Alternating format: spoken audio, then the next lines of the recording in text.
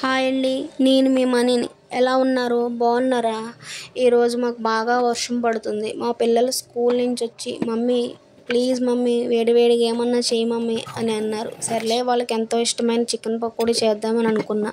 దానికోసమని 1/2 kilo chicken తెచ్చి అల్లం వెల్లుల్లి పేస్ట్, గరం మసాలా, ఉప్పు, కారం, పసుపు అన్నీ వేసి బాగా మిక్స్ చేసుకొని లాస్ట్లో కొంచెం పెరుగు, నిమ్మకాయ వేసుకోవాలి.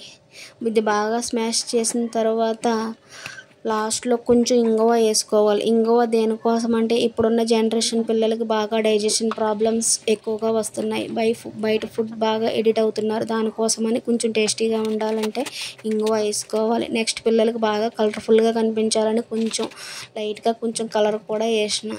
ఎందుకంటే పిల్లలు మంచిగా హెల్తీగా తినాలి, వాళ్ళకి కలర్ఫుల్గా ఉండాలి. ఎందుకంటే కొంచెం లేట్ అయినా పిల్లలకి మంచిగా ఇట్లా చేసి పెట్టుకుంటే బాగా పిల్లలకి హెల్త్ ప్రాబ్లమ్స్ ఏమీ రావు.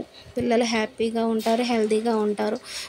మనకి కష్టమైనా కొంచెం ట్రై చేసి పెట్టాలి. ఎందుకంటే పిల్లలకి హెల్తీగా ఉండాలి, వాళ్ళకు హెల్తీగా తినాలి, మంచిగా ఉండాలి ఇప్పుడు అని చాలామంది పేరెంట్స్ ఇంట్లోనే ప్రిపేర్ చేస్తున్నారు. ఎందుకంటే పిల్లలకి బయట ఫుడ్కి ఎడిట్ చేయొద్దు కంపల్సరీ. ఎందుకంటే పిల్లలకి చాలా హెల్త్ ప్రాబ్లమ్స్ ఎక్కువగా వస్తున్నాయి.